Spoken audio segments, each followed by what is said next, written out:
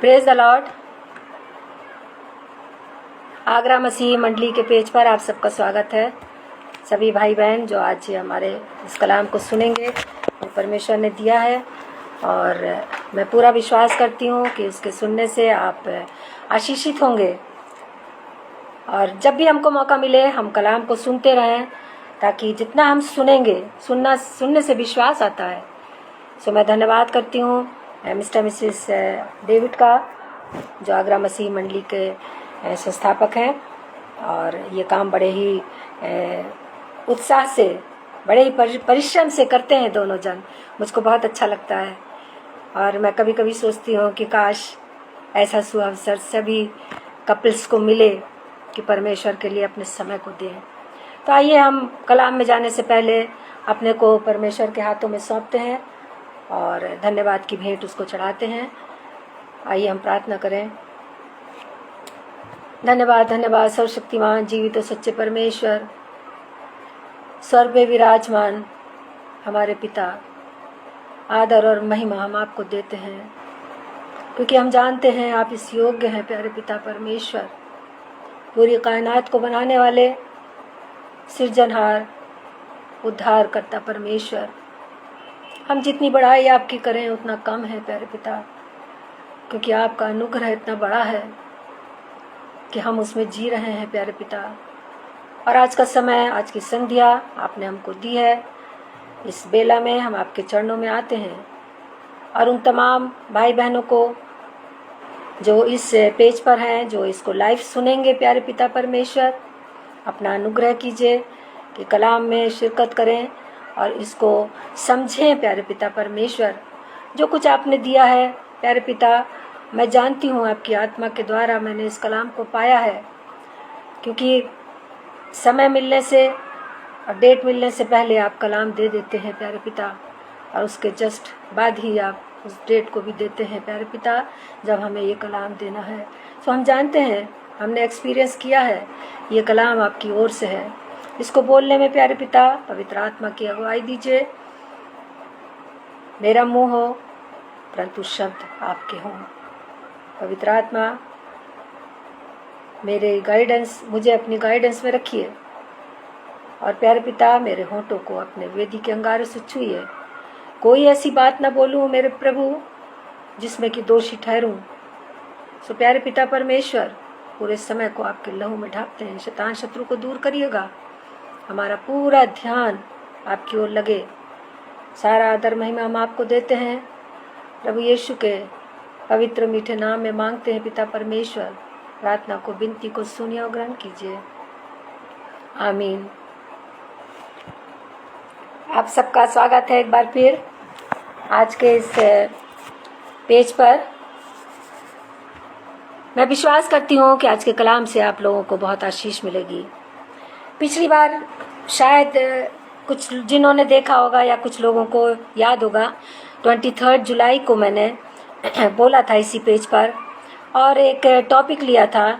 उसमें बोला था कि क्या परमेश्वर की प्रभुता हमारे ऊपर है, हम पर कौन राज्य करता है, या हमारे परिवार, हमारे बच्चों पर, घर पर किसका अधिकार है।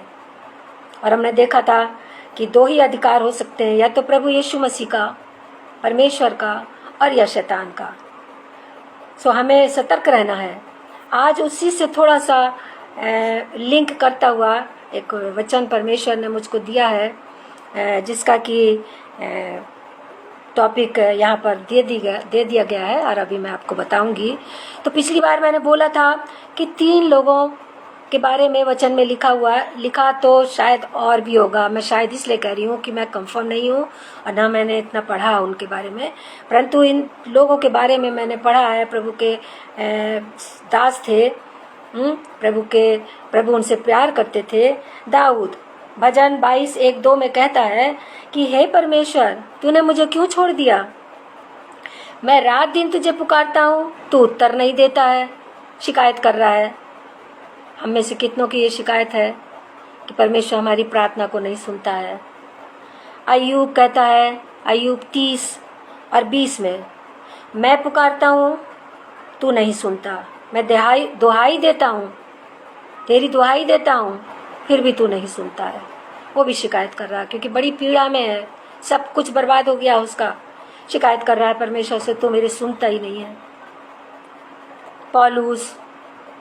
पौलुस के भी शरीर में एक ऐसा रोग है, वो कहता है शैतान का दूत मुझे घूंसे मारता है। उस रोग के कारण वो परेशान है, परमेश्वर की सेवा में रुकावट होती है।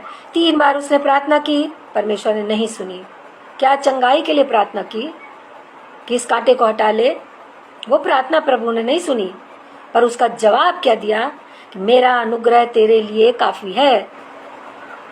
सो जब अनुग्रह होता है तो वो हमारे लिए काफी होता है। कभी कभी हम कष्टों में, दुखों में, संकटों में कई दिनों या महीनों या सालों चले जाते हैं, रहते हैं दुखों में। परमेश्वर कहता है मेरा अनुग्रह तेरे लिए काफी है। ऐसे संकटों में, समस्याओं में जब हम जाते हैं तो परमेश्वर हमको, जैसे आग में सोना तपाया जाता है, परमेश्वर हमको तपाता है, शुद्ध बनाता है, ताकि जब हम उसमें से निकलें तो एक प्योर सोना बनकर निकले। अब वो प्योर चीज चाहता है। कोई दाग, कोई धब्बा, कोई शिकायत, उसमें कोई अवगुण कुछ नहीं चाहता हमारे जीवन में। वो एकदम पवित्रता, शुद्ध चाहता है। तो दुखों में से, बीमारियों में से होकर निकालता है। ये मेरे जीवन की गवाही है, मेरे और मेरे बेटे के जीवन की गवाही है। जहाँ मैं रहती हूँ 3 साल हमने ऐसे दुखों में काटे हैं। इन्हीं दुखों में हमने प्रचार भी किया है और परमेश्वर ने सिखाया है, जो आज कलाम आपको दे रही हूँ, शेयर कर रही हूँ। सो आज का टॉपिक मेरा ये है, क्या हमारी प्रार्थना सुनी जाती है? हम कैसी प्रार्थना करें कि परमेश्वर प्रभु यीशु मसीह हमारी प्रार्थना को सुने, और हम कैसे जानें कि हमारी प्रार्थना सुनी गई है? तो आज हम इस कलाम को देखेंगे कि हमारी प्रार्थना जो है वो क्यों नहीं सुनी जाती है, और नहीं सुनी जाती है तो हमें कैसी प्रार्थना करनी चाहिए। प्रार्थना का जीवन मसीही लोगों के लिए बहुत अधिक महत्व रखता है। जब सच बता रहे हैं, जब ऐसा संकट आए कि हम सोचें कि अब कुछ नहीं कर सकते हैं, कोई रास्ता नहीं है, आप रात दिन आंसू बहा के देखिए, रात दिन आंसू बहाइए प्रभु यीशु के सामने। देखिए आपकी प्रार्थना को उत्तर देता है कि नहीं देता है। खूब देगा, क्योंकि टूटा मन उसको ग्रहण योग्य होता है। हमने ये एक्सपीरियंस किया है। तो एक्सपीरियंस करना है, अनुभव करिए, जांचिए, परखिए कि आपने मांगा है तो आपको मिला है, कितने समय बाद मिला है। हमें 3 साल के बाद मिला है प्रार्थना करता। उसी में बीमारियां भी आ गई, उसी में बहुत कुछ हो गया। सो मैं परमेश्वर का धन्यवाद करती हूँ कि हमें सीखना है कि प्रार्थना कैसे करनी चाहिए। मत्ती, आइए हम कलाम में चलेंगे। मत्ती 6, उसकी एक ही आयत अभी हम पढ़ेंगे। मत्ती 6 उसकी एक आयत कह रहा है, जब तू प्रार्थना करे तो कपटियों के समान ना हो। कपटी कौन है? जो अपने मन में तो बुराई रखते हैं, पास्टर के प्रति, कलीसिया के दूसरे जो लोग हैं, या अपने रिश्तेदारों में किसी से झगड़ा, कभी कुछ हुआ है, मन में कपट रखते हैं, किसी के भी प्रति हो, और प्रार्थना कर रहे हैं परमेश्वर से, नहीं सुनी जाएगी। जब तक हम अपने को जांचेंगे नहीं और उस कपटीपन को नहीं निकालेंगे या क्षमा नहीं मांगेंगे जिसके प्रति हम कपट रख रहे हैं, तो प्रार्थना नहीं सुनी जाएगी। परमेश्वर कह रहा है तो कपटियों के समान ना हो। प्रार्थना तो हम करें, पर जैसा कपटी करते हैं वैसे हम प्रार्थना ना करें कि मन में बुराई तो रखे हैं, परंतु प्रार्थना परमेश्वर से रोज कर रहे हैं, वो सुनी नहीं जाएगी। वो हमारा समय बर्बाद है, वो हमारी शक्ति बर्बाद है, जो भी आप कहिए वो सब बेकार है। जब प्रार्थना स्वर्ग तक पहुंची नहीं है तो हमारे लिए बेकार है उसको करना। प्रार्थना ऐसा करिए जो परमेश्वर के सिंहासन तक पहुंच जाए। क्योंकि लोगों को दिखाने के लिए आराधनालयों में और सड़कों के मोड़ों पर खड़े होकर प्रार्थना करना उनको अच्छा लगता है। किनको? कपटी लोगों को, जिनके मन में बुराई है। वो कहाँ प्रार्थना करना चाहते हैं? बड़ी बड़ी सभाओं में, बड़ी बड़ी कन्वेंशंस में, बड़ी बड़ी जो मिरेकल्स होने वाले जहाँ पर जगहें हैं, वैसी सभाएं होती हैं वहाँ पर, या बड़े बड़े चर्चेज में, सड़कों पर। बॉम्बे में जब ये कोरोना हुआ था, लोग सड़कों पे थे। फॉरेन कंट्रीज में भी लोग सड़कों पे प्रार्थना कर रहे हैं। क्यों? क्या जरूरत है सड़कों पे प्रार्थना करने की? क्या दिखाना है? किसको दिखाना है? प्रभु यीशु मसीह परमेश्वर इसको पसंद नहीं करता है कि हम सड़कों पे खड़े होकर प्रार्थना करें। ये कपटीपन है, ये परमेश्वर पसंद नहीं करता है। कह रहा है सड़कों और आराधनालयों में पास्टर कह दे फलाने आदमी आइए प्रार्थना करना है, तो उनका सीना चौड़ा होता, सोचते हैं कि वाह आज तो मुझे मौका मिला है और आज जो कुछ भी मुझे भड़ास निकालनी है किसी के प्रति, आज मैं प्रार्थना में निकाल दूंगा। होता है ऐसा, ये फैक्ट है। लोग प्रार्थना तो कम, कपटी अपने मन में कपट रख के चढ़ जाते हैं पुलपिट पर, और प्रार्थना जब करते हैं तो मन में बुराई है दूसरों के प्रति, पास्टर के प्रति। कैसे प्रार्थना सुनी जाएगी? हम तो दोषी ठहर रहे हैं, सो अपने को दोषी ना ठहराएं, ऐसी प्रार्थना ना करें जो परमेश्वर जिसको पसंद नहीं करता है, क्योंकि वो तो अपना प्रतिफल यहीं पा चुके हैं। उनकी जो बड़ाई होनी है, उनकी जो तारीफ हो रहा है, अरे बड़ा बहुत बढ़िया दुआ करते हैं, अरे भाई आपने तो इतनी बढ़िया दुआ करी कि मज़ा आ गया। दुआ में क्या मज़ा आ गया? दुआ ऐसी चीज़ है कि जिसमें मज़ा लेना है। ये गलत शब्दों का प्रयोग क्यों करते हैं? हम मज़ा लेने के लिए प्रार्थना नहीं करते हैं, या किसी को दोषी ठहराने के लिए प्रार्थना नहीं करते हैं, या अपने को कंपेयर करने के लिए प्रार्थना नहीं करते हैं। ऐसी प्रार्थना नहीं सुनी जाती है। उसमें आपको सेल्फ रिस्पेक्ट तो आपको मिल चुकी है। दूसरा तीमुथियुस 1:5 में कह रहा है, पौलुस तीमुथियुस को लिख रहा है कि मैं तेरे निष्कपट विश्वास की सुधि रखता हूँ। विश्वास में भी निष्कपट होना चाहिए, कोई कपट नहीं होना चाहिए। कि हम विश्वास क्यों रख रहे हैं और मन में कपट रखे हुए हैं? तो विश्वास भी हमें रखना है तो निष्कपट रखना है, जैसे तीमुथियुस का था।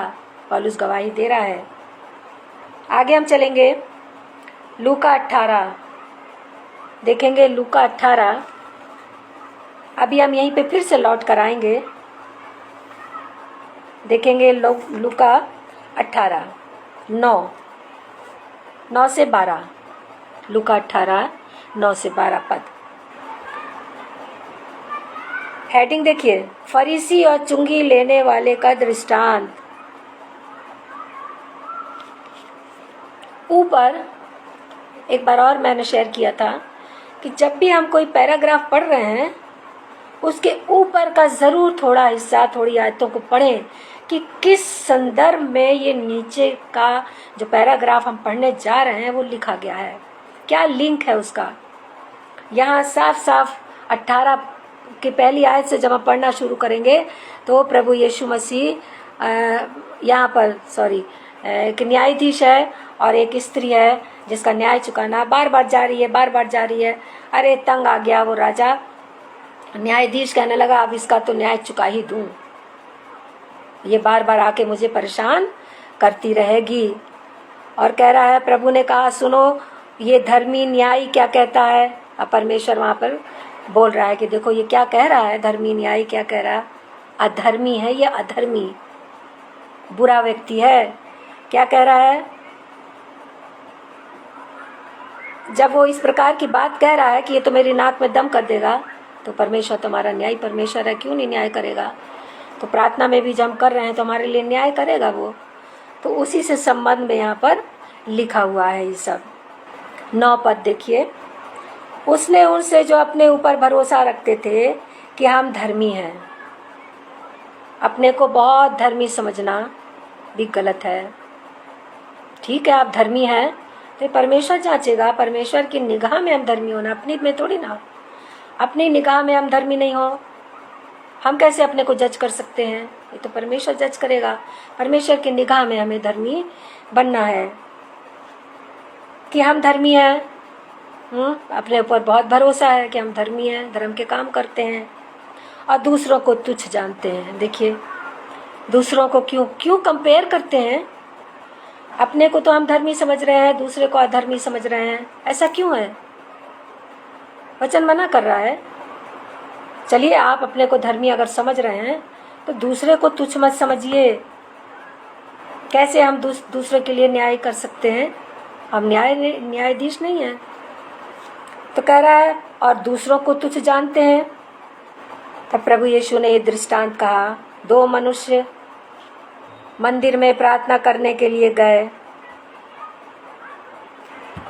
एक फरीसी था और दूसरा चुंगी लेने वाला। 2 लोगों का दृष्टांत है। अब प्रार्थना के बारे में प्रभु यीशु मसीह बता रहे हैं दृष्टांत अपने चेलों को, अपने लोगों को, भीड़ को, कि ये दोनों गए आराधनालय में प्रार्थना करने। तो जो फरीसी था, जो एक अच्छा औहदा अधिकार रखता था, कलीसिया का रिस्पेक्टेड पर्सन था, वो क्या किया उसने? मंदिर में जब घुसा तो सामने चला गया, एकदम बिल्कुल फ्रंट में, और वहाँ जाके प्रार्थना करने लगा। ठीक है, प्रार्थना करिए। और प्रार्थना उसने क्या की? देखिए क्या लिखता है। फरीसी खड़ा होकर अपने मन में यूं प्रार्थना करने लगा। मन में प्रार्थना कर रहा है और प्रभु यीशु मसीह, तो मन में आप प्रार्थना करिए, आवाज़ ना निकालिए। वो सुनता है, तो वो सुन रहा था उसकी प्रार्थना को। तो कह रहा है अपने मन में वो ये प्रार्थना कर रहा था, हे परमेश्वर, मैं तेरा धन्यवाद करता हूँ। ये बात बिल्कुल सही है, धन्यवाद करना चाहिए। अब यहाँ क्या कह रहा है कि मैं दूसरे मनुष्यों के समान अंधेर करने वाला नहीं हूँ। धन्यवाद काहे के लिए दे रहा है? कि मैं अंधेर करने वाला नहीं हूँ। दूसरे लोग हैं, चुंगी लेने वाला है, दूसरे जो अधिकारी हैं सब अंधेर करते हैं दूसरों पर। मैं अंधेर नहीं करता हूँ। अपनी बड़ाई कर रहा है प्रभु यीशु के सामने, परमेश्वर के सामने। अन्याय, मैं अन्याय भी नहीं हूँ कह रहा है,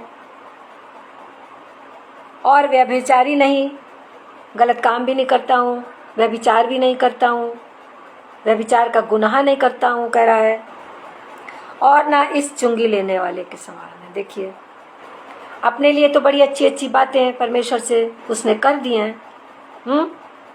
तो ठीक है, आपने अपने लिए किया, जैसा आप अपने को समझते हैं आपने किया, और ऐसा नहीं करना चाहिए वचन कहता है। पर आप दूसरे को क्यों तुच्छ समझते हैं कि कलीसिया का फलाना व्यक्ति ऐसा है, अरे वो तो बहुत चोर है, वो तो प्रॉपर्टी बेचता है, वो तो दूसरे लोगों के घरों में जाता है, प्रार्थना सभाओं में सिर्फ खाना खाना चाहता है बढ़िया बढ़िया। क्या है ये सब? आप अपने को देखिए, दूसरा क्या कर रहा है वो दोषी ठहरेगा। हम दूसरे को तुच्छ ना जाने, या कोई गरीब परिवार है जो आपको नहीं इतना सपोर्ट कर सकता, आपके चर्च को इतना दान नहीं दे सकता है, अपने जिस्म से भी आपके योगदान आपके चर्च में नहीं दे सकता है, बहुत सी समस्या होंगी, पर हम उसको तुच्छ नहीं समझना है। वो कलीसिया का मेंबर है, सबको समान समझना है। तो ये तो चुंगी लेने वाले को जो खड़ा हुआ है उसको तुच्छ समझ रहा है। क्या कह रहा है? और ना इस चुंगी लेने वाले के समान हो। अब इसने कंपेयर कर लिया। अपने को कंपेयर मत करिए दूसरे लोगों से, कलीसिया के लोगों से कंपेयर मत करिए। आप जो हैं सो हैं। परमेश्वर के सामने अपने को शुद्ध और पवित्र निर्दोष रखिए।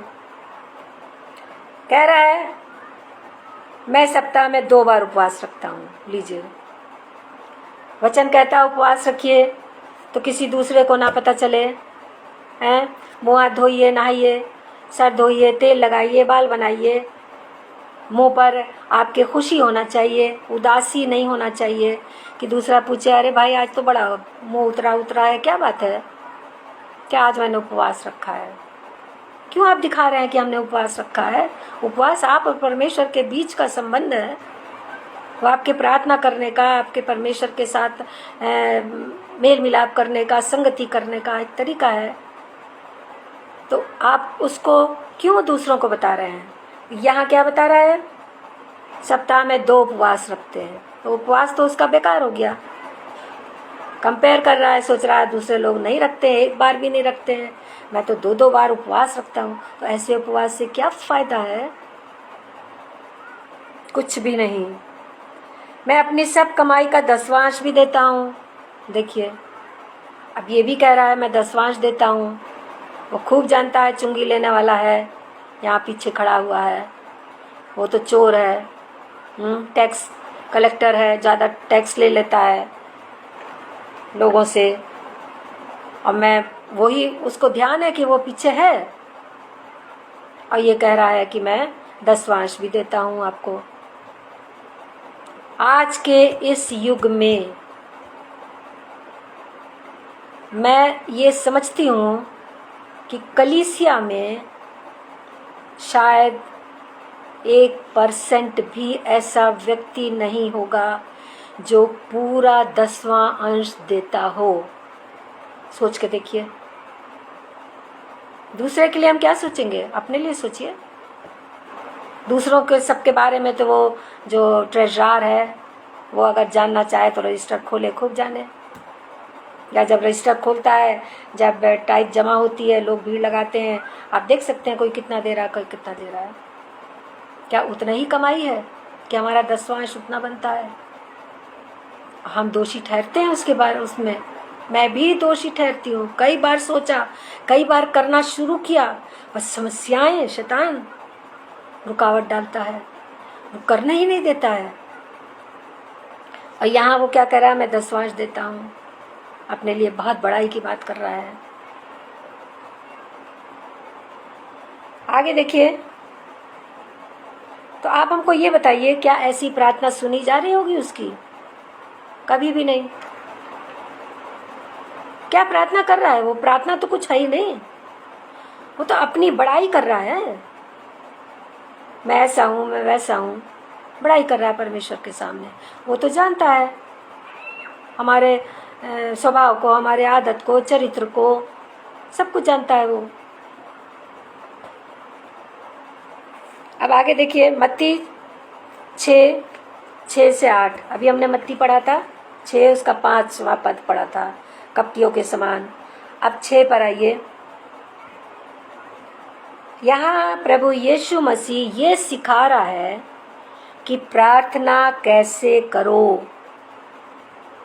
अभी तो प्रार्थना का के बारे में बताया कि कपटी कैसे प्रार्थना करते हैं, उनके समान प्रार्थना मत करो। हैं, सड़कों के किनारे खड़े होकर प्रार्थना करते हैं, वैसा प्रार्थना मत करो। मना कर रहा है, सिखा रहा है। चुंगी फरीसी के समान प्रार्थना मत करो, जो अपनी बड़ाई कर रहा है, बड़ाई कर रहा है। कैसे करनी चाहिए, यूहन्ना से भी उसके चेलों ने, प्रभु यीशु मसीह से पहले चेलों ने उससे कहा हमें प्रार्थना करना सिखा। यूहन्ना ने प्रार्थना करना उससे सिखाई। क्या सिखाई इसका बयान हम नहीं जानते हैं, परंतु जब प्रभु यीशु मसीह से चेलों ने कहा हमें प्रार्थना करना सिखा, जैसा यूहन्ना ने अपने चेलों को सिखाया, वहाँ वो इस बात की गवाही दे रहे हैं कि यूहन्ना ने अपने चेलों को प्रार्थना करना सिखाया है। वैसे ही यीशु मसीह आप हमको भी प्रार्थना करना सिखाइए। तो यहाँ क्या है लिखा हुआ है 6वीं आयत में, परंतु जब तू प्रार्थना करे तो अपनी कोठरी में जा। ये बात मुझको बहुत अच्छी लगती है। और सच आपको बताऊं कि इसका एक्सपीरियंस आप करिए, इस काम को करिए। एक घर में एक कमरा, एक स्थान आप अपना निश्चित करिए कि इस कमरे में बैठकर, जहाँ अकेलापन हो, दरवाज़ा बंद करके मैं प्रभु यीशु मसीह की आराधना स्तुति करूँगा। इसका मतलब है जब हम कमरा बंद करके कोठरी में जाते हैं या कमरे में जाते हैं दरवाज़ा बंद करके, तो संसार से अपने को कट ऑफ कर लेते हैं, अलग कर लेते हैं। संसार की बातें अलग है, अभी नाश्ता बनाना है, अभी स्कूल जाना है, काम पर जाना है, अभी फलाने को जाना है, अभी ये करना है, अभी वो करना है। सब बातों से अपने को एकदम कट ऑफ कर लीजिए। कमरे में बंद होकर आप परमेश्वर की आराधना स्तुति करिए, वचन को पढ़िए, वरदानों को मांगिए परमेश्वर से, और उसकी पवित्रता में, उसकी शिक्षा में, गूढ़ बातों को, जो रहस्य की बातें हैं वचन में, वो मांगिए तो परमेश्वर देगा। कह रहा कोठरी में जा और द्वार बंद करके अपने पिता से जो गुप्त में है प्रार्थना कर। गुप्त में कौन है? पिता है। वहाँ पिता है और हम हैं। पिता परमेश्वर है, पिता प्रभु यीशु मसीह है, वहाँ पर है, उपस्थित है, और मैं हूँ। व्यक्तिगत रीति से हम हैं और कोई नहीं है। ऐसे स्थान में प्रार्थना करिए तो बहुत आशीषित होता है। तो कह रहा है पिता जो गुप्त में है प्रार्थना कर उससे, तब तेरा पिता जो गुप्त में देखता है तुझे प्रतिफल देगा। उस प्रार्थना का उत्तर आपको देगा, ना ही उस फरीसी का और ना ही इन कपटियों का आराधनालयों में सड़कों पर करते हैं। इनकी प्रार्थना का उत्तर बिल्कुल नहीं मिलेगा इनको। ये परमेश्वर की इच्छा के अनुसार नहीं है। तो यहाँ कह रहा है कमरे में जाइए, कोठरी में जाइए, प्रार्थना करिए, और परमेश्वर जो गुप्त में है वो प्रार्थना को सुनेगा आपकी। तो ऐसी प्रार्थना सुनी जाती है। यदि हमारी प्रार्थना नहीं सुनी जाती है, उसका उत्तर नहीं मिल रहा है, तो ऐसी प्रार्थना करके आप देखिए, अनुभव करिए, एक्सपीरियंस करिए, तो आपको समझ में आएगा।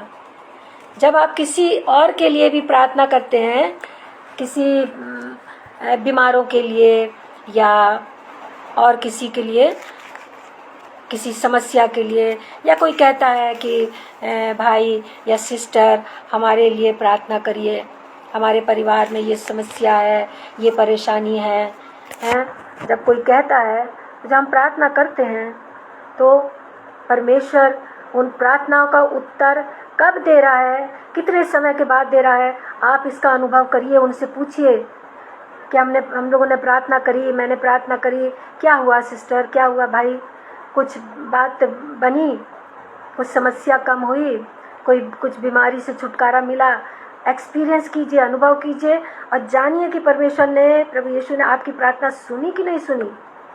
और यदि सुनी है तो बहुत अच्छी बात है, आप उसको धन्यवाद दीजिए।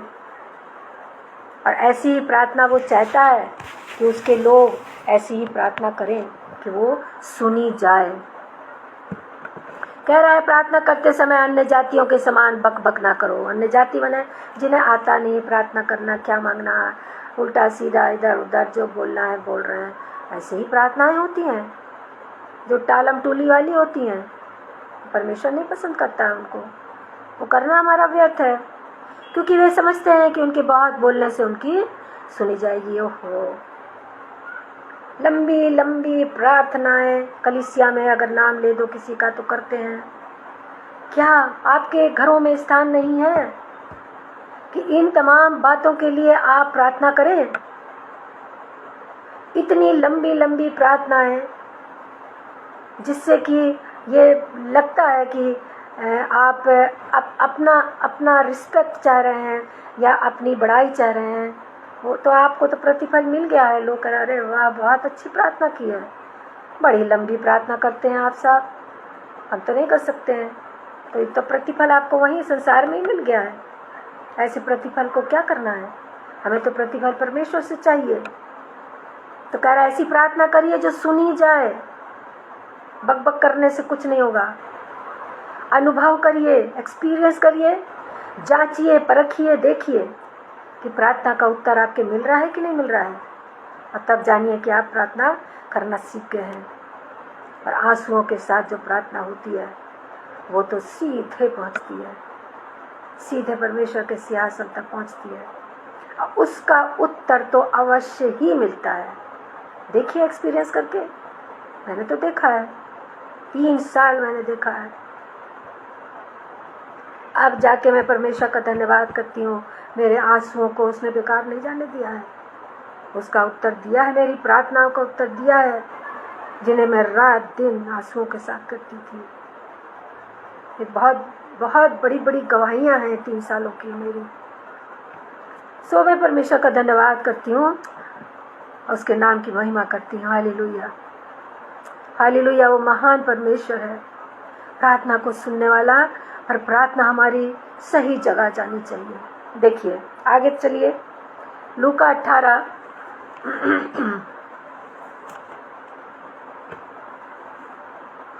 लूका 18:9 से 12 अभी हमने आपके सामने पढ़ा है। अब आगे देखिए, चुंगी लेने वाला क्या कह रहा है, इसकी क्या प्रार्थना है। परंतु चुंगी लेने वाले ने दूर खड़े होकर स्वर्ग की ओर आंखें उठाना भी नहीं चाहा। वो जान रहा है मैं बड़ा पापी हूँ, बड़ा घबरा रहा है, बड़ा पछता रहा है। परमेश्वर डर रहा है परमेश्वर से कि उसने बहुत गलत टैक्स लिए हैं, ज़्यादा पैसा ले लिया है लोगों से, वो घबरा रहा है। तो परमेश्वर की ओर आंखें भी नहीं उठाया है, स्वर्ग की ओर अपनी आंखें और हाथों को भी नहीं उठाया है। और पर क्या प्रार्थना कर रहा है, दिल से प्रार्थना कर रहा है। कह रहा है कि वरन अपनी छाती पीट पीट कर कहा, हे परमेश्वर मुझ पापी पर दया कर। अपनी योग्यता बता रहा, मेरी क्या योग्यता, मैं तो पापी हूँ, ये योग्यता है मेरी, हैं, या अयोग्यता कह लीजिए। क्या है उसके अंदर, बता रहा साफ साफ कि मैं तो पापी हूँ। परमेश्वर टैक्स कलेक्टर करता हूँ, ऐसे ही बदनाम होते हैं ट्रेजर लोग और टैक्स लेने वाले लोग दूसरे। जहाँ पैसे का मामला होता है वहाँ वो व्यक्ति बदनाम होता ही है। बहुत मुश्किल होता है किसी स्थान में, किसी ऑफिस में, किसी स्कूल में, कहीं पर भी पैसे का प्रबंध अपने हाथ में लेना। दुनिया की निगाह होती है, और कभी बहुत बार हम दोषी ना होते हुए भी दोषी ठहराए जाते हैं, फंसाए जाते हैं। वो चुंगी लेने वाला खुद ही कह रहा है परमेश्वर से, मैं पापी हूँ, मैंने गुनाह किए हैं। तब प्रभु यीशु क्या कह रहा है, मैं तुमसे कहता हूँ कि वो दूसरा नहीं, वो दूसरा माने वो फरीसी, वो नहीं, परंतु यही मनुष्य, चुंगी लेने वाला मनुष्य धर्मी ठहराया जाकर अपने घर गया। धर्मी ठहराया गया ये मनुष्य, इसकी प्रार्थना सुन ली गई। आगे वचन कह रहा है, अपने को छोटा बनाओ तो बड़े किए जाओगे, और यदि बड़े आपने बनाया है तो छोटे किए जाओगे परमेश्वर के राज्य में, परमेश्वर के सामने। तो अपने को दीन और नम्र छोटा बनाएं, ताकि हम परमेश्वर के सामने उसकी उपस्थिति में बड़े और महान बन सकें। तो ऐसी प्रार्थना करिए जो सुनी जाए। फिर प्रभु यीशु मसीह ने क्या कहा, अपने चेलों को प्रार्थना करना सिखाया। बहुत थोड़ा सा उसमें से हम देखेंगे, शुरू की एक एक आयत को देखेंगे। प्रभु यीशु मसीह ने कहा, मत्ती 6:9, मत्ती 6:9 में देखिए कह रहा है, बहुत ध्यान से यहाँ पर देखिएगा। अतः तुम इस रीति से प्रार्थना किया करो, हे हमारे पिता।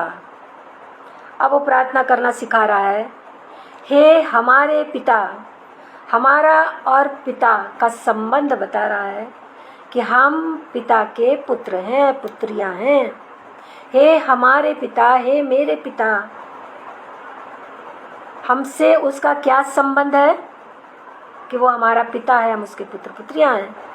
तो पहले तो आप इसको उनको संबोधित करिए, परमेश्वर को बोलिए, आप हमारे पिता हैं, आपके पास हम आए हैं, अपनी बीमारी, अपनी तकलीफ, अपना संकट, अपना मुसीबत, अपने गुनाहों को लेकर आपके पास आए हैं। और किसके पास जाएंगे?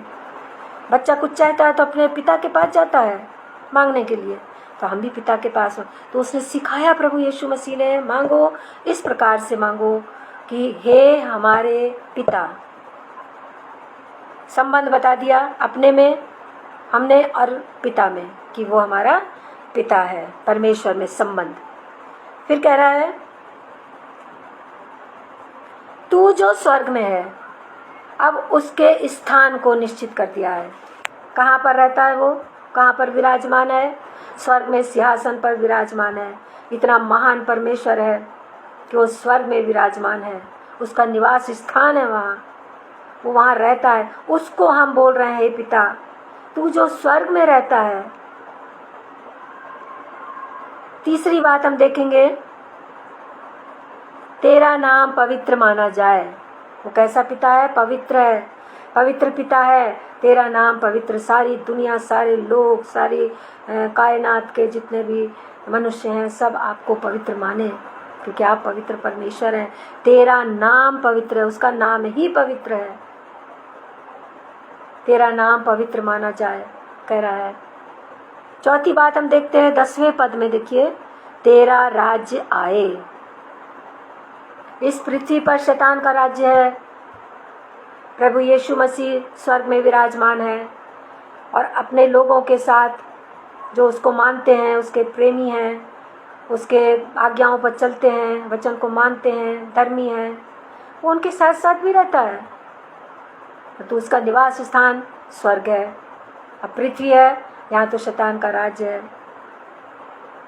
विचार करिए, हमारे घरों में दुनिया भर का सामान है, दिन भर क्या क्या होता रहता है, सब कुछ शैतान के चंगुल में है, हम आज़ाद नहीं हैं। और उसी चंगुल में रहकर हमें परमेश्वर को स्मरण करना है कि हमें उसकी चालों से बचाते रहिए। हम उस गुनाहों में, उसके द्वारा जो समस्याएं या वो आ रही ऑब्स्टिकल्स आ रहे हैं, हम उनको पार कर जाएं, उसके जाल में फंसने ना पाएं। हम प्रार्थना करते रहें, परमेश्वर से सामर्थ्य मांगते रहें, क्योंकि हमारे हर सामान में, पूरे घर में, हर परिस्थितियों में, पूरे वातावरण में शैतान है, शैतान का राज्य है। तो वो परमेश्वर जो स्वर्ग में रहता है, हम उसको संबोधित कर रहे हैं, पिता तू जो स्वर्ग में है, तेरा नाम पवित्र माना जाए, तेरा राज्य आए, इस पृथ्वी पर तेरा राज्य आए, तेरी इच्छा जैसी स्वर्ग में पूरी होती वैसे पृथ्वी पर भी हो। एक प्रभु यीशु मसीह जब क्रूस पर चढ़ाए जा रहे थे, तब उन्होंने परमेश्वर से बड़ी व्याकुलता में, बड़े ही दुख में होकर, तड़पन में होकर, पीड़ा में होकर परमेश्वर से कहा कि यदि तू चाहे तो इस कटोरे को मेरे सामने से हटा ले। यहाँ पर हम देखते हैं एक सिक्के के दो पहलू हैं, जैसे टेल और हेड होता है, वैसे यहाँ पर प्रभु यीशु मसीह अपनी इच्छा को बता रहा है, सिक्के का एक ही पहलू दिखा रहा है कि मेरी इच्छा ये है कि पिता अगर तू चाहे तो ये कटोरा मुझसे दूर कर, मैं मतलब नहीं पी सकता हूँ उसको। फिर उसने तुरंत उस सिक्के को पलट दिया और उसने कहा मेरी नहीं तेरी इच्छा पूरी हो। हम प्रार्थना में क्या मांगते हैं? यदि उसकी इच्छा के अनुसार हम मांग रहे हैं, परमेश्वर की इच्छा के अनुसार मांगना कौन सिखाता है? हमारा पवित्र आत्मा। यदि हम आत्मा में प्रार्थना करते हैं तो आत्मा हमें उन मनुष्यों के चेहरे भी सामने लाता है जिनके लिए हमें प्रार्थना करनी है। मध्यस्थता की प्रार्थना, उनकी सहायता परमेश्वर करे। उदार प्रार्थना, उदार कहते हैं इसको, उदार प्रार्थना, खुले दिल से सबके लिए प्रार्थना करें। तो जो बीमारों के लिए हम प्रार्थना करें तो परमेश्वर ये चाहता है। तो यहाँ प्रभु यीशु मसीह जो है वो अपनी इच्छा पहले बता रहा है, फिर उसको तुरंत इस बात का स्ट्राइक हुआ कि नहीं, वो परमेश्वर मेरा पिता है, स्वर्गीय पिता है, उसने मुझको भेजा है, ये काम मुझे सौंपा है जो पूरा करना है। उसने तुरंत उस सिक्के को, उस पहलू को पलट दिया। अब बोला कि मेरा नहीं, मेरी इच्छा नहीं, परंतु हे पिता तेरी इच्छा पूरी हो।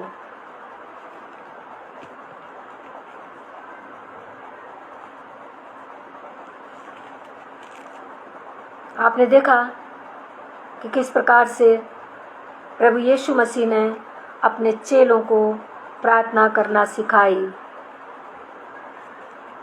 दूसरी जगह हम देखते हैं जहाँ पर प्रभु यीशु मसीह ने अपने चेलों को प्रार्थना करना सिखाया। वो कहता है कि वहाँ पर भी जैसे ही उसने स्टार्ट किया तो वही कह रहा है, हमारे पिता तू जो स्वर्ग में है,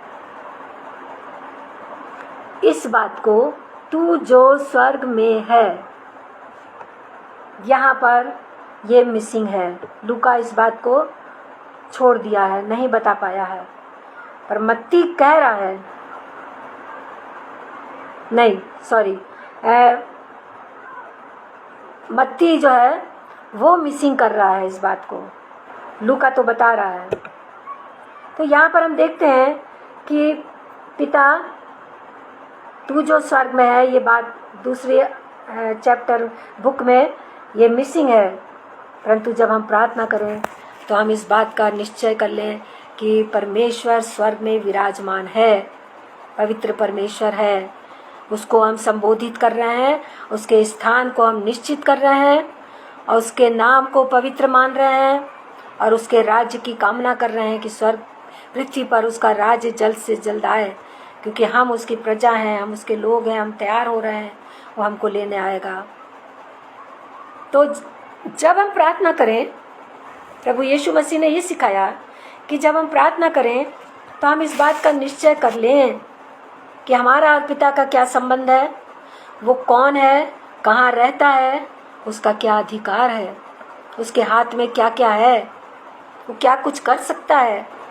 देखिए, यदि हमको घर की रजिस्ट्री करानी है या हमको बंदूक का लाइसेंस लेना है या हमको कोई एफिडेविट बनाना है, कोई काम हमें कोर्ट का या उसका जाना है, वकील के पास जाना है, कचहरी जाना है, काम करना है, या हमें स्कूल में कोई एप्लीकेशन देना है, प्रार्थना पत्र, एप्लीकेशन, हम परमेश्वर के सामने अपनी एप्लीकेशन को प्रस्तुत करते हैं। तो एप्लीकेशन देना है तो हम संबोधित करते हैं कि श्रीमान, श्रीमती, या आदरणीय प्रधानाध्यापक जी, जज साहब, या जो अधिकारी है उसको हम संबोधित करते हैं, डीएम साहब, संबोधित करते हैं प्रार्थना में। वैसे ही हम भी अपने प्रार्थनाओं में सबसे पहले प्रभु यीशु मसीह को संबोधित करें, हे हमारे पिता। फिर निश्चित करें, जाने कि वो स्वर्ग में रहता है। फिर हम एप्लीकेशन में उसके नीचे लिखते हैं उनके ऑफिस का एड्रेस, कि वो किस स्थान पर नियुक्त हैं, किस स्थान पर वो काम करते हैं, फलाना फलाना स्कूल, और फिर शहर का नाम। तो वो हमने परमेश्वर के सामने जब प्रार्थना करते हैं तो क्या, तू जो स्वर्ग में है, तेरा नाम पवित्र माना जाए, हम उसका आदर करते हैं। हम भी जब जज को या किसी को एप्लीकेशन देते हैं तो उनका आदर करते हैं, आदरणीय महोदय, महोदया बोलते हैं, लिखते हैं एप्लीकेशन में। वही हमारा पिता भी है, हमारी भी प्रार्थनाएं उसके पास जा रही हैं। तो हमें इस बात का ध्यान रखना है। यदि हम गलत स्थान पर, बंदूक का लाइसेंस लेना है, हम घर की रजिस्ट्री वाले उसमें चले जाएंगे विभाग में और हम वहाँ अपनी एप्लीकेशन देंगे, तो वो एप्लीकेशन हमारी क्या होगी, रिजेक्ट हो जाएगी। वो सोचेंगे, अरे ये कौन दे गया है, कहाँ दे गया है, ये तो रजिस्ट्री वाले विभाग में जाना चाहिए, यहाँ तो दूसरा विभाग है, ये फाड़ के रजिस्ट्री आपकी एप्लीकेशन कूड़े के बास्केट में डाली जाएगी। हमारा समय गया, हमारा पैसा बर्बाद गया, हमारा मेहनत बर्बाद गई, हमारा क्या हुआ, कुछ भी नहीं मिला हमको। सही स्थान पर, सही समय पर, सही व्यक्ति से क्या मांगना है, हमारा परमेश्वर जिससे हमें मांगना है उसे हमें कैसे संबोधित करना, अपनी प्रार्थना को कैसे प्रस्तुत करना है, कैसे प्रेजेंट करना है। एप्लीकेशन लिखी है आपने, कितनी मतलब ऐसी एप्लीकेशन लिखी है कि वो अधिकारी के मन को छू ले,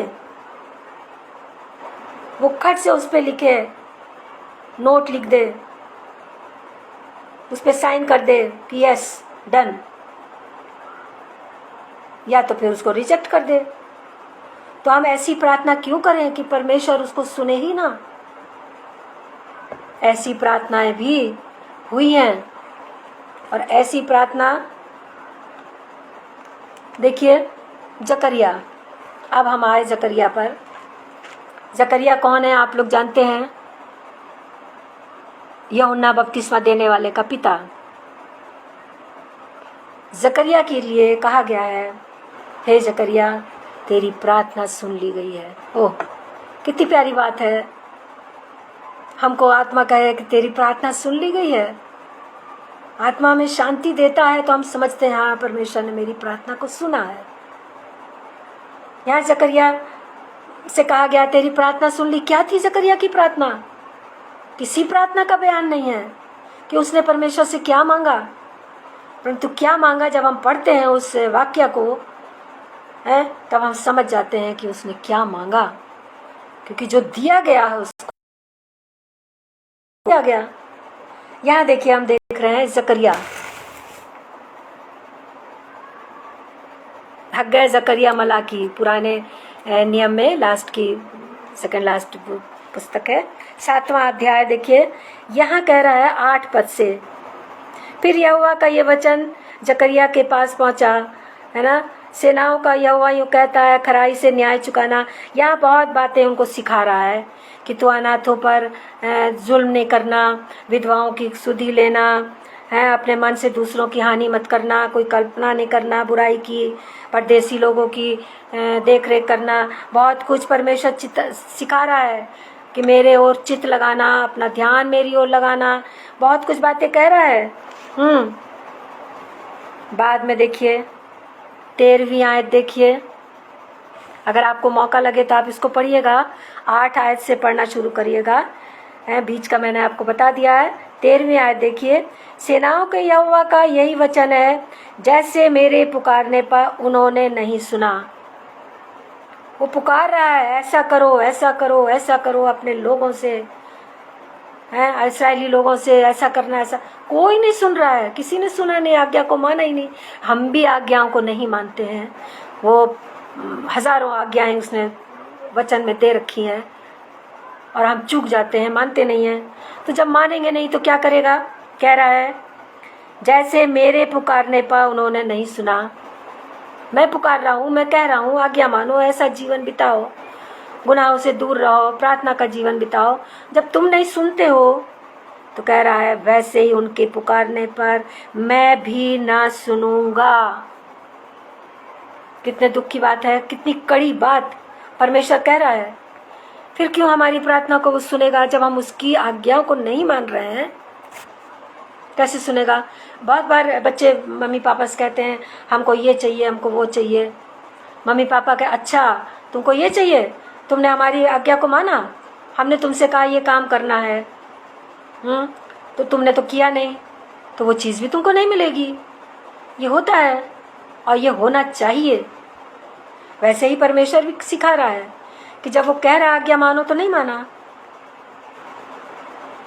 इसलिए वो कह रहा है मैं भी नहीं सुनूंगा तेरी। तो प्रार्थना ऐसी कीजिए, आज्ञाओं को मानिए पवित्रता के साथ, कोठरी बंद करके। बहुत सी बातें हैं कि प्रार्थना सुनी जाए। हे जकरिया तेरी प्रार्थना सुन ली गई। जकरिया की प्रार्थना सुनी गई। कितना भाग्यशाली था कि उसकी प्रार्थना सुननी गई। लूका 1:12-13 देखिए, लूका 1:12-13 में क्या लिखा हुआ है?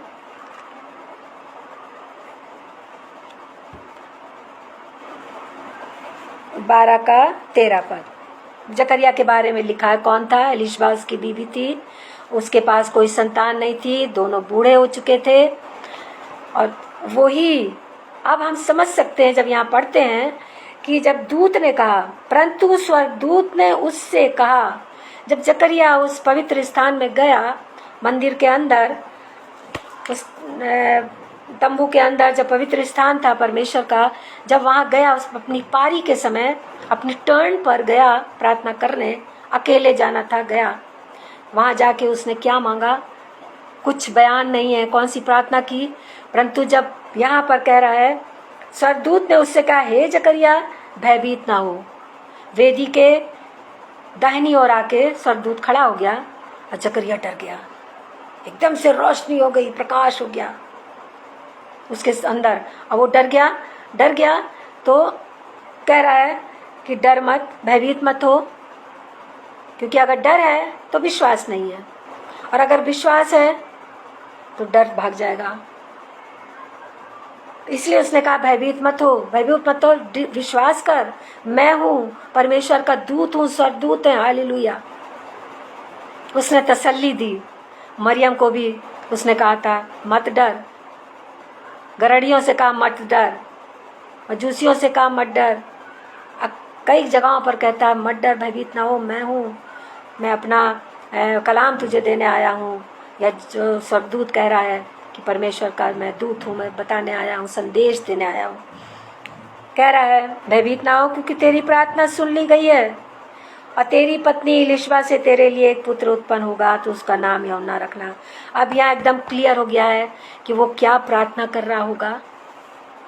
मन में प्रार्थना कर रहा है, शब्द नहीं है, शायद आंसू बह रहे होंगे, पर मन की व्यथा को कौन सुनता है? परमेश्वर। अपने मन के तारों को परमेश्वर से जोड़िए प्रार्थना के द्वारा, वो सुनेगा। जकरिया की प्रार्थना, हे जकरिया तेरी प्रार्थना सुन ली गई है। कितना भाग्यशाली था। उसके मन की इच्छा थी परमेश्वर उसको एक संतान दे दे, आवाज़ सुन ली गई। और फिर उसको विश्वास दिलाने के लिए वो गूंगा हो गया जब तक कि यूहन्ना का जन्म नहीं हुआ। तो टूटा मन प्रभु परमेश्वर को ग्रहण योग्य होता है। टूटे मन से उसके पास आइए तो वो आपकी प्रार्थनाओं को सुनेगा। प्रार्थना करने के दो समय हमको मिलते हैं, एक तो आराधनालयों में, या कहा जाता है कि प्रार्थना करिए, या कॉटेज मीटिंग्स होती है, फलानी बहन प्रार्थना करेंगी, अच्छा भाई आप प्रार्थना करिए, आप प्रार्थना करिए बोला जाता है। तो सावधान रहें किस प्रकार से हम प्रार्थना करते हैं। लोगों के सामने दिखाने के लिए प्रार्थना ना करें। दूसरा है एकांत में, कोठरी में बंद करके प्रार्थना। एक तो ओपनली है, सबके सामने हम प्रार्थना कर रहे हैं, और दूसरा है कोठरी में जाना, वो व्यक्तिगत रीति से जो प्रार्थना होती है वो करने के लिए कह रहा है। तो जकरिया ने उचित स्थान, उचित समय, अपनी पारी का इंतजार कर रहा होगा। वो उचित स्थान था जहाँ परमेश्वर उपस्थित होता था, वो वहाँ पे उसने वो प्रार्थना सही स्थान पर, सही समय में, सही परमेश्वर को संबोधित करते हुए जान रहा है वो परमेश्वर यहाँ पर उपस्थित है। सही रीति से, विश्वास के साथ उसने वहाँ प्रार्थना की, और उसकी प्रार्थना सुन ली गई, उसकी प्रार्थना सुन ली गई। प्रार्थना करने से पहले बहुत बार हम गलतियां करते हैं, उन गलतियों की क्षमा मांगनी है। जैसे चुंगी लेने वाले ने मानी कि हम पापी हैं, परमेश्वर हमको माफ़ कर। आप माफ़ी मांगिए, वो देगा आपको। अब पूरे मन से, सच्चाई से प्रार्थना कीजिए, और वो प्रार्थना सुनेगा, उत्तर देगा। कड़वाहट को दूर करिए।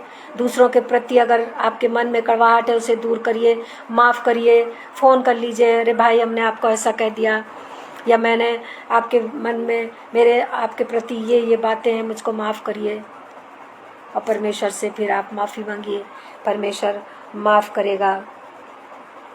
परमेश्वर से क्षमा प्राप्त करना हमारे हाथ में है। हालेलुया। परमेश्वर से क्षमा प्राप्त करना हमारे हाथ में है। ये क्यों? क्योंकि वचन कह रहा है यदि हम दूसरों को क्षमा करेंगे तो हम क्षमा किए जाएंगे। तो हमारे हाथ में तो हुआ। जब हम दूसरों को क्षमा कर रहे हैं, भाई हमने आपके प्रति ये करा है, ये गलत विचार रखे हैं, आपको उस दिन ये गलत बात मैंने बोल दी है, आप दूसरे क्या आपकी बदगोई की है, बुराई की है, मुझे माफ़ करिए, माफ़ करिए। जब हम दूसरों को माफ़ करेंगे, या आपने मेरे लिए ऐसा कहा, मैंने आपको माफ़ किया, आपने मेरा नुकसान किया, मुझे हानि पहुंचाई, मुझे चोट पहुंचाई, आपको मैंने माफ़ किया। जब आप माफ़ करोगे तो परमेश्वर आपको माफ़ करेगा। तो माफ़ी हमारे हाथ में है, माफ़ी हमारे हाथ में है कि परमेश्वर हमको माफ़ करे। तो परमेश्वर का धन्यवाद हो ऐसे वचनों के लिए जो परमेश्वर देता है। और मरकुस 10:46-50 में हम देखते हैं कि वहाँ पर एक अंधा भिखारी है, समय कम है तो इसलिए मैं सिर्फ बताऊंगी। मरकुस 10:46 से 50 में एक अंधा भिखारी है, वो बैठा है सड़क के किनारे, क्या चिल्ला रहा है, हे दाऊद की संतान। उसको मालूम है कि प्रभु यीशु मसीह कौन है, दाऊद की संतान है। हमको मालूम है प्रभु यीशु मसीह कौन है, पिता का पुत्र है, उद्धार करता है, करुणामय परमेश्वर है, पराक्रमी है, न्यायी है, पवित्र है।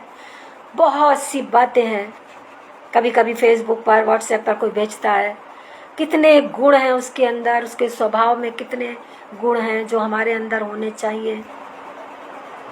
आप उनका बयान करिए। प्रभु यीशु मसीह, आप पवित्र हैं, आप स्वर्गीय पिता हैं, आप सृष्टि करता है, आप उद्धार करता है, आप क्षमा करने वाले हैं, चंगा करने वाले हैं, पराक्रमी हैं। जो आप उसके बड़ाई में, प्रशंसा में कह सकते हैं, कहिए उसके लिए, वो प्रसन्न होता है क्योंकि वो इस योग्य है। तो वो कह रहा है दाऊद की संतान। प्रभु यीशु ने सुन लिया, अब वो दाऊद की संतान तो है ही, दाऊद के वंश से पैदा हुआ है, और उसने सही प्रार्थना की कि मुझे चंगा कर, और प्रभु यीशु मसीह ने उसकी प्रार्थना को सुना।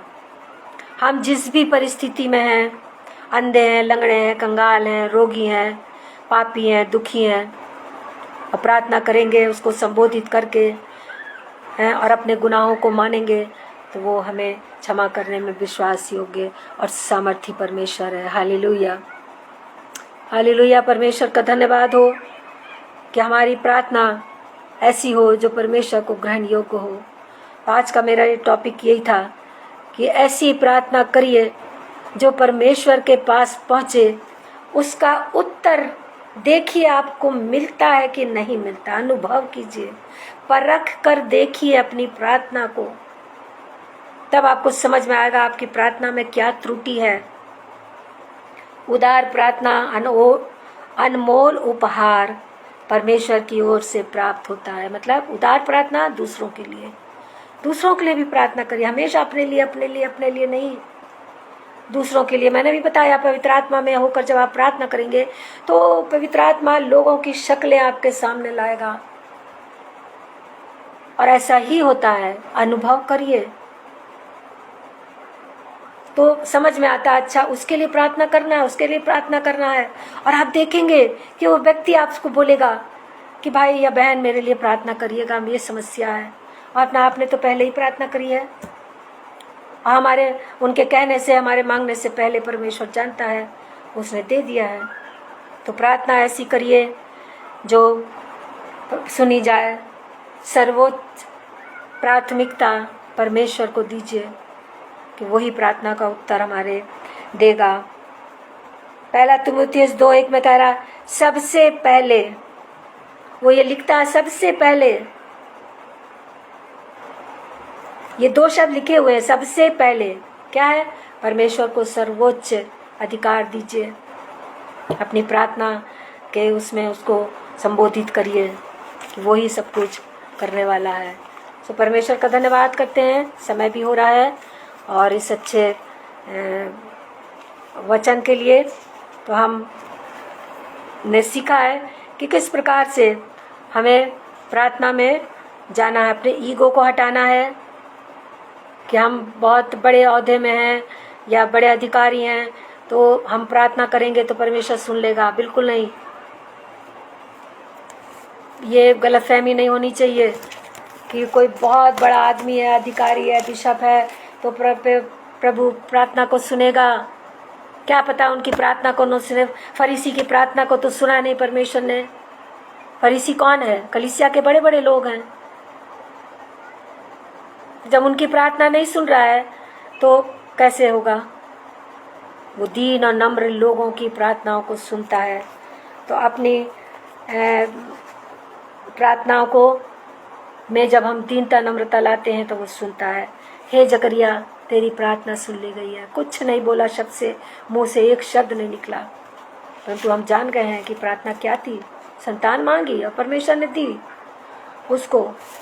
उसकी इच्छा को परमेश्वर ने पूरा किया।